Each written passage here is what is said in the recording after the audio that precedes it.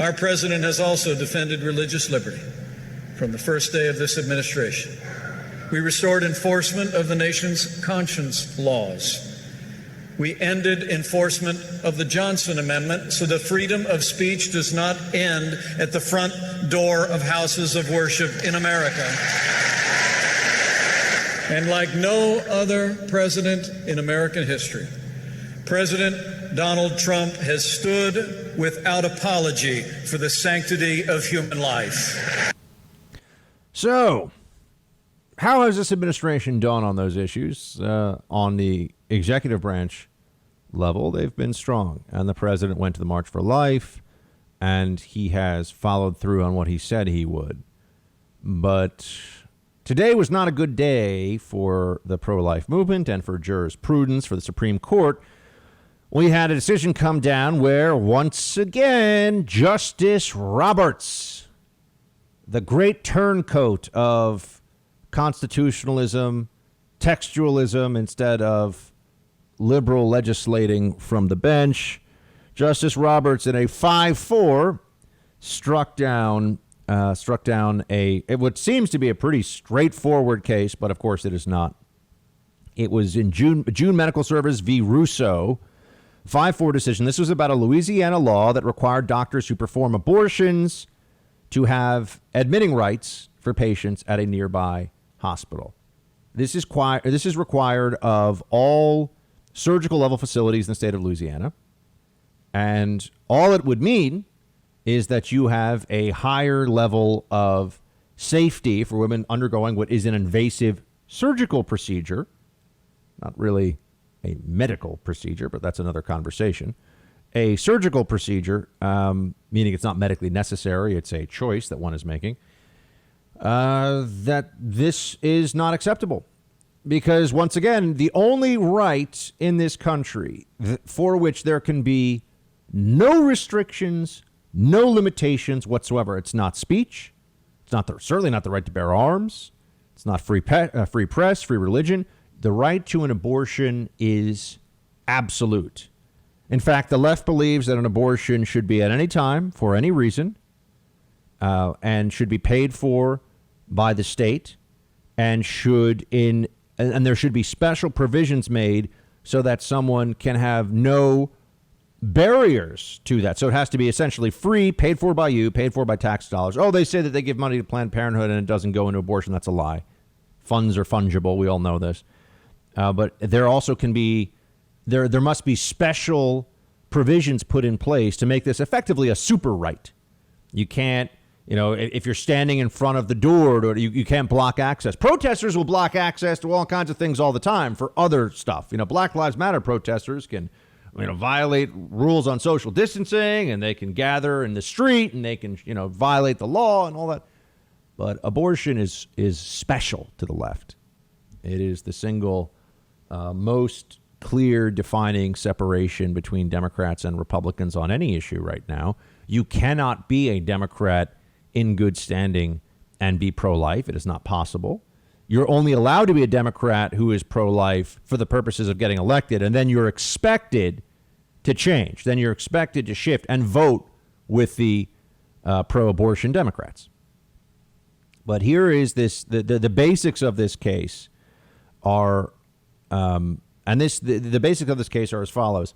Liberals believe that abortion is sacred and cannot ever be in any way restricted or even just, there can be no regulations of it, really. And abortion is just, you can do it whenever you want, wherever you want, however you want. And it has a special place separate from normal medical procedures because it's about access, you see. They want to make sure it's really easy to get one. And in Louisiana, if this law had passed, it would have meant that the 3 abortion clinics might have gone down to 2 or even 1 in the state. And they want to make sure there are a lot of people having abortions in Louisiana. That's what the Democrat Party believes in. They think that this is a necessary and a good thing. So because it would have made it more difficult for the abortion industry to continue, the justices, by a 5-4 decision, found that, no, this law is unconstitutional. And really what Roberts did here was say that stare decisis, essentially looking at precedent, stare decisis because 4 years ago, the Supreme Court, by a 5-3 vote, struck down a similar Texas law, even though Roberts thought, he said that one was wrongly decided. It was wrongly decided, but it was decided that way. But now, since it's decided that way, Roberts is saying, well, it was already decided. This is cowardice. Cowardice from the bench. That's what this is. From somebody who was a Bush appointee to the Supreme Court. And if you want to sit around and wonder, well, maybe the Trump experiment, I don't know. I mean, Trump is, he's problems. It's not so good. And I'm not sure about Trump and all this stuff. Remember that Bush gave us Roberts, who is now the great turncoat of the Constitution, on the bench, and tried to give us Harriet freaking Myers as the second Supreme Court pick. Fortunately, everybody with two brain cells freaked out at him, and then he switched and gave us Alito, who has been rock solid, really. I mean, not perfect, but really a really strong constitutionalist. And yeah, now you look at what we get from the Bush administration, though, if they're left to their own devices, and that's let's do something that the Democrats won't be that mad at us for. When you take that approach, when you take that opinion, turns out you don't get anything in return. You just have you just lose. You just lose. And they like that you lose, so that they'll keep encouraging you to make concessions so that you can continue to lose as a conservative. But this is not an overly complicated decision. Anything that could have the effect, even if it's otherwise legitimate and even necessary for safety, anything that could have the effect of making abortion less available to the public is unacceptable. There's no other right that is treated this way, and it's not even a real right. It's fabricated out of the Constitution because of Roe v. Wade. This is what we're up against. This is what the left does. The left does not believe that the words in the Constitution or the words in statute have plain meaning. It means whatever the heck they tell you it means, or else. That's their version of legal and statutory interpretation. Whatever they wanted to say, it says, and if you have a problem with that, they're going to come after you. That's how the left does judge stuff. It's also why, you think that you have a conservative majority in the Supreme Court. That's what we were led to believe. No, you don't. No, you don't. This guy is Kennedy all over again. On the big issues, the left always gets its way, which is why all these campaigns, all these legal centers, and all these the law schools and think tanks, they're all just now propaganda mills for the left. And all they need is one judge who's a conservative who wants to have books written about him by legal scholars who will be predominantly libs, of course, and by law schools. The law school teachers, professors will all be telling their students that, sure, Roberts was a constitutionalist, but, he was an ethical one who on the big social issues was not a total evil, bigot, racist. Unlike the other constitutionalists like Scalia and Thomas. I know Scalia's passed away, but you know what I mean. Unlike them, they're bigots. They're bad people. Roberts was wrong on stuff, but on the big stuff, he came through. And look, it's this guy. That's very powerful. That's very compelling. That's what really matters to him. That's what he wants. Everything else is really just noise. Everything else is just kind of a make-believe, right? This is about ego and vanity and fear. Roberts would rather be liked by the left than be hated by them, and so he's willing to throw the Constitution under the bus once again and to claim that this is... He's claiming that an earlier decision that he thought was wrongly decided, but where he didn't have the votes, his side of it didn't have the votes, because that was decided that way then. Now, when he could have the votes, he's saying, well, I don't have the votes because of that earlier decision. As in, I'm going to be a vote against it because of the earlier decision where I thought it was wrong. A fourth grader knows this is not ethical. But Roberts is a coward. The left has co-opted him. That's where we are. Working from home is driving up one of the worst types of cybercrime, home title theft. We're doing it all from home these days. Working, banking, video conferences, meal deliveries, and shopping. Cybercriminals are targeting our homes. Actually, they want the money they can get by taking out loans against your home. This crime is called home title theft. The FBI is trying to get out the word about this one. Home Title Lock is how you protect your home from cyber thieves. Your home's legal title is online where they find it and forge your signature stating you sold your home to them. Then they'll take out loans on your home and leave you in debt. Banks, insurance, and basic identity theft services don't protect you.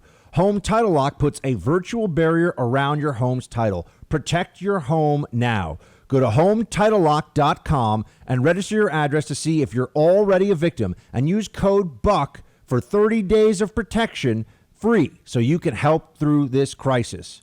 That's HomeTitleLock.com. Use code BUCK.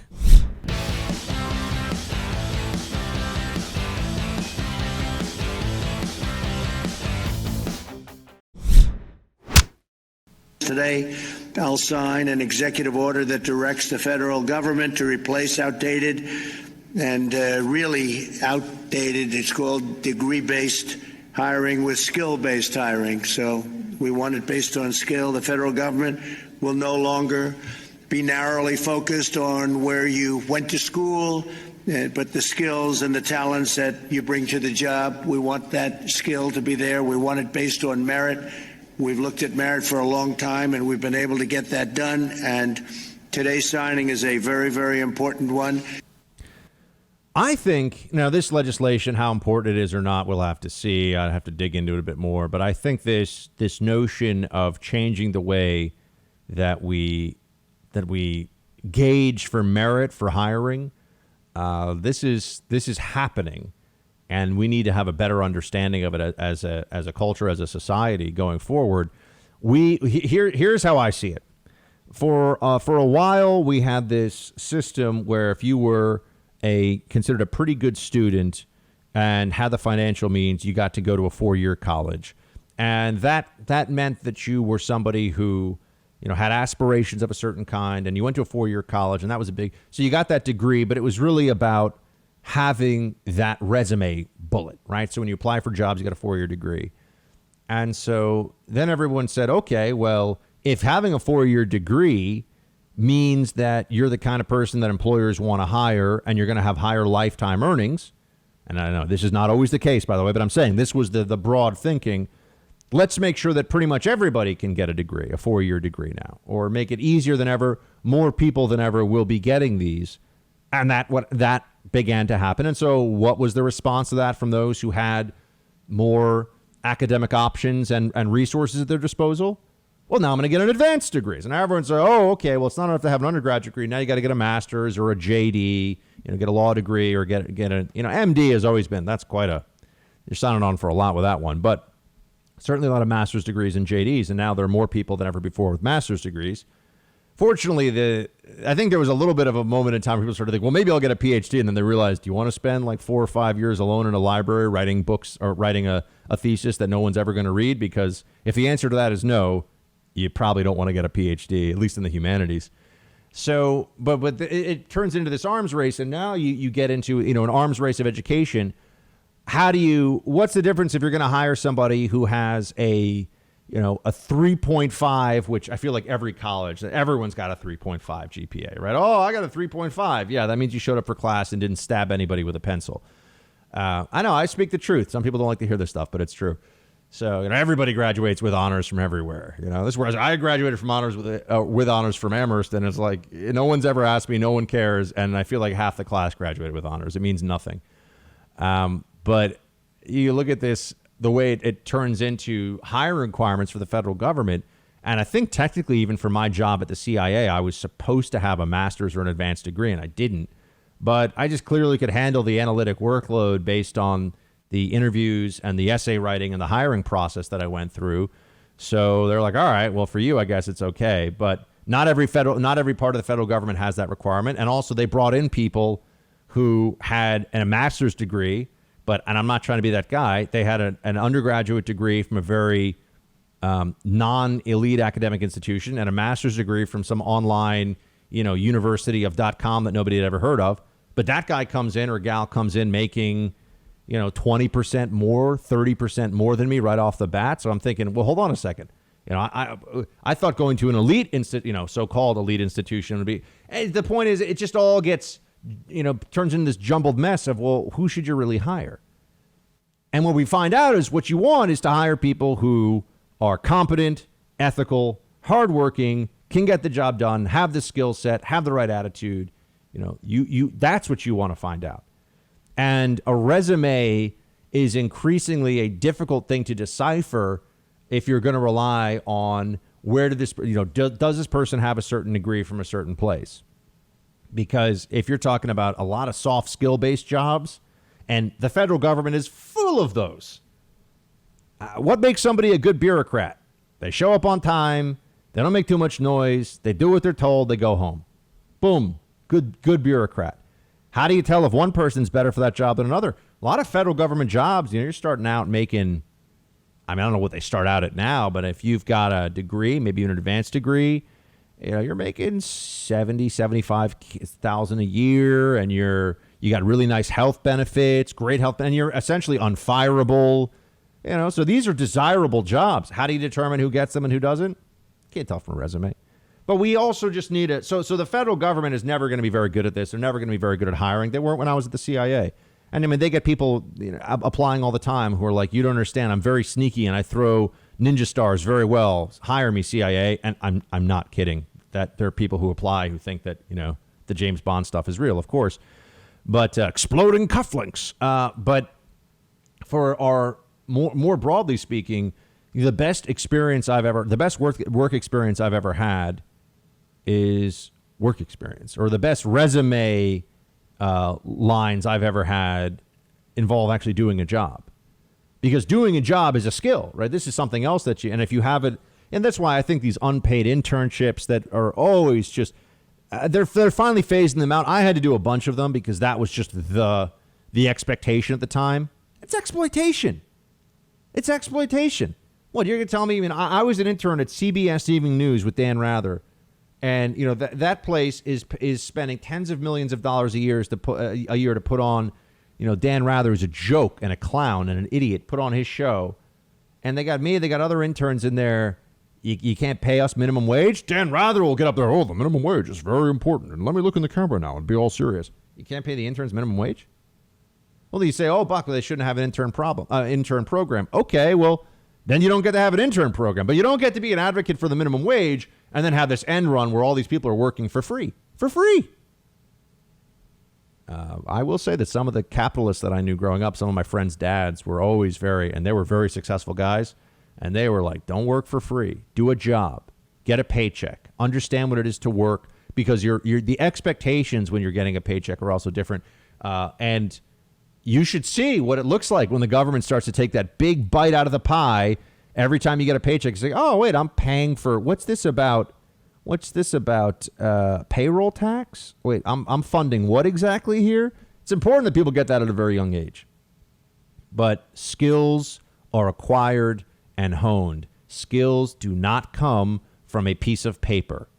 Skills do not come from just being present at an elite institution. And increasingly, these institutions, anyone who's paying attention, I'm talking about Harvard, I'm talking about Yale, they're watered down now to a point where they're just big social engineering experiments, churning out a lot of people who think they're much more impressive than they are. You could say this about my school, too, which is not as elite as Harvard and Yale, but it's considered a very good place. It's true of every school I know of. And everywhere that I've thought about going for master's degrees and advanced degrees, the market is flooded with all this stuff. What people really want to know is, what are you good at? What do you like to work with? Are you trustworthy? Are you honorable? How we start to figure out who has those skills is much more important than what you can put under schooling and degree on your resume. So I just think we need to have a reordering of our thinking about hiring and what kind of people we want in the workplace with us based upon those ideas, instead of, where'd you go to school?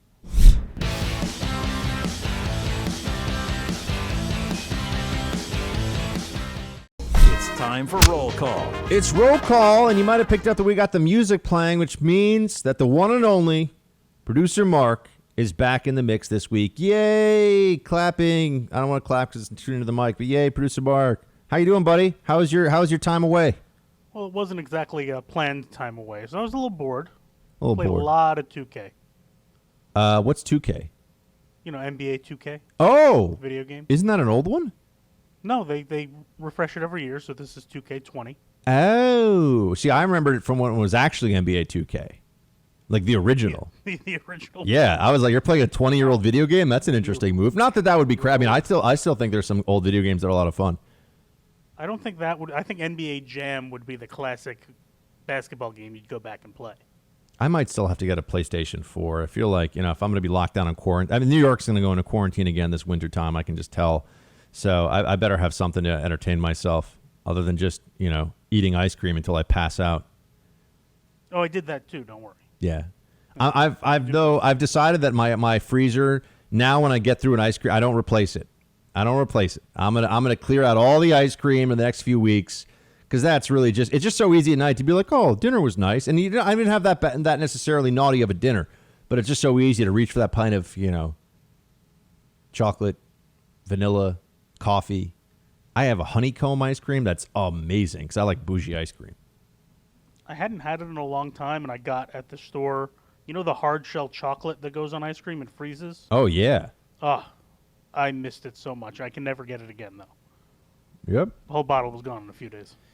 Delicious. Well, we're glad you're back, buddy, and everybody missed you. So when they did not, the loony left did not show up in a mob outside Mark's house and take him away and brainwash him or anything. He's fine. He's back. He's good. Yeah, I didn't see all those team producer Brandon people come out of the woodwork like they usually do when I'm away. So that's surprising. Well, I'm just saying, the people like producer Mark. What could I tell you? Michael, first up here. Oh, wait, of course, because Mark is back now also. We're going to have the voicemail box, which I want you all to keep calling into. We have a lot of fun with that. 844-900-2825. 844-900-BUCK. And so there you go. And now let's get to Facebook.com/Buck Sexton or Team Buck at iHeartMedia.com if you want to email us. That's Team Buck at iHeartMedia.com. Michael, first up here. Buck, love the show. I've gotten 3 of my kids interested in it.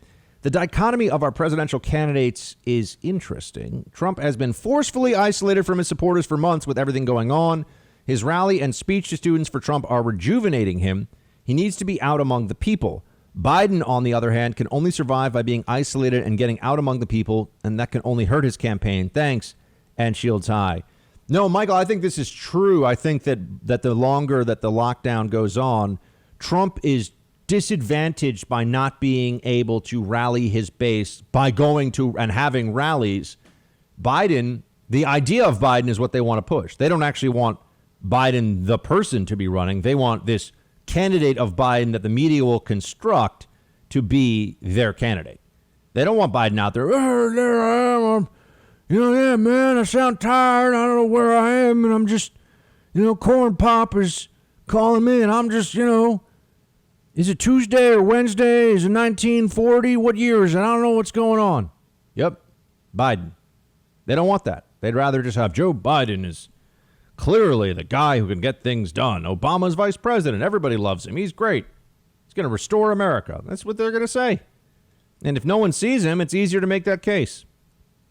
Christine, where are all the conservative voices in the House and the Senate? Where is Rand Paul, Mike Lee, Ted Cruz, Louis Gohmert, Jim Jordan, and the rest of the so-called conservatives? They should all, and I left many names out, be screaming for unity on the right and doing what's right for America and standing behind President Trump. This is not a political game. This is a crossroads for the Republic versus Marxism. If the wrong side wins this war, they have no job, and we have lost our country as it was founded. Christine, I completely agree that there is a lack of unity and urgency on the right at this point in time. The Trump campaign is not winning. This campaign is not winning. Let's all be very clear and honest about that. They are not doing what needs to be done right now to get the administration, not just to get the base motivated. What is the reasoning to vote for Trump for the next term? What's the case for Trump 2.0 right now for 4 more years? Are you hearing it? I'm not hearing it, and I work in media. Where is it? Who's making it? Oh, the liberals are crazy? Yeah, we know the liberals are crazy, but they're ruining the country, and what are we doing about it? Not enough. It's not enough. It's insufficient. Graham writes, "Hey, Buck, NASCAR cars have fenders, quarter panels, rear fenders, and bumpers. This allows cars to bump and rub each other going around the track. Watching these intense actions is the allure of watching NASCAR. This kind of stuff really picks up at the end of the race. F1 and Indy are known as open-wheel racing. These cars cannot bump as they will damage the car's steering and will wreck immediately. Shields high." Well, Graham, thank you for the tutorial. And yes, I'd like to think that I know a little bit about bump and rub from, being on Earth for almost 40 years now. And so, You know a thing or two about bumping and rubbing? I think I know some things about bumping and rubbing, It's better after a few drinks most of the time. Not too many drinks, though. I'd rather do that than ever watch a NASCAR race. Hey, email producer Mark on that one, guys. He's on his own. I'm just saying, if I want to watch somebody make a left turn driving really fast, I'll go look at the highway. Wow. He's back, folks. He's back, and he is here to antagonize the NASCAR fans in our audience. They should be lucky I wasn't around last week. Yeah. I do not. I don't know anything about NASCAR. I mean, to me, I've been to professional bull riding several times. I think that's a lot of fun. And I don't know. I just like the whole atmosphere. I think it's just cool. I have never been to a NASCAR race, so maybe that's something that will change my thinking on this. We'll have to see. Michael, is Fauci running for president? With his prominence in the media, you'd think so. Riot shields high. Michael, I don't think Fauci has that plan to run for president. I don't think so, but you never know. Depends. How strong is the mitigation? How much does the data tell us going forward? Some people here and there and everywhere, bumping and rubbing, spreading the virus. Yep, that's a thing.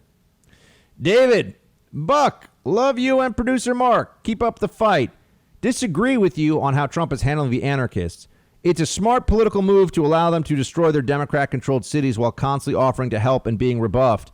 He'll pick up votes from even Democrats who want law and order returned. No matter what, he will not allow any federal monuments to be vandalized anymore. He has to play it smart, exerting too much federal power at the moment, considering even his top generals have showed open insubordination is too risky. He's smart. He knows when to seize the opportunity to make his move. Don't worry. Shields high. Well, David, I disagree with your assessment on this, obviously. I think the president is allowing the narrative of the Trump administration can't protect you to get way too widespread and have far too many data points. But I'm hoping you're right and that I'm wrong. So we'll see. When you say Trump knows when to seize the opportunity and make his move, I feel like the opportunity started about a month ago, and I have not really seen it yet. So that's what I got for you there. Hillary. I wrote my congressman. I urged him to fight with others in our state and those from other states. I urged him to support our president and to push the true narrative in every venue possible. I will also write my senator and the president. I'm tired of being quiet. Thank you for your voice. Hillary, thank you for standing up and making sure that your voice is heard. I know these days it's easy for people to just throw their hands up in frustration and despair, but it is much more useful for us all to take whatever actions we can individually and as a group to try and save the country. I mean, I do think that the future of the country is at stake. Yeah, maybe, if the Democrats, if Biden wins this fall, maybe they are only able to destroy the country for the next 10 years or so. But I don't like that. I don't want to have a country where there's lawlessness and increasing Marxism and a turn in prosperity, a turn in freedom against us. I don't like that. I don't want that. So that's why we fight. Tony, you were dead on during Friday's show. The attacking police is straight out of Michael Collins' playbook during the Irish Rebellion, delegitimizing the police and then getting an overreaction from paramilitary force to sway public opinion. This has been used by every revolutionary since then, including Mao, and exactly what AQI was doing to us in Ramadi in 06, using the big IEDs on the police stations in order to break the local cops. It got worse as the awakening started gaining traction. Keep up the fight. Well, Tony, thank you for your service. And as I said, those of you who are veterans of Iraq and Afghanistan and have been counterinsurgency fighters know exactly what I'm talking about here. They know that You undermine the police as a way of destabilizing society, because if you can stop new recruits from showing up to police stations, if you can kill police officers, make them fearful of doing their jobs, and the population feels like the cops can't protect them, you know what ends up happening? They feel like the government is failing them. And then when someone comes along and says, look, we know you don't like us, we know you've heard bad things about us, but you will be able to go get bread and go to the market without fear of being blown up by a car bomb. A lot of people say, okay, AQI, or okay, Taliban. As long as you can do that, at least that's better than what I have with the government. That is how insurgency works. And we're seeing a variant of that, of course, not with full-scale IEDs and mass murder, but with destabilization, riots, and other forms of threats and coercion from the mob. That's where you are. People don't feel, look, it's not safe on the streets of New York at night right now. I'm seeing stuff in New York that I have not seen in 20 years here. And I know the city very well. I'm sure that's happening in other cities across the country, probably much more so.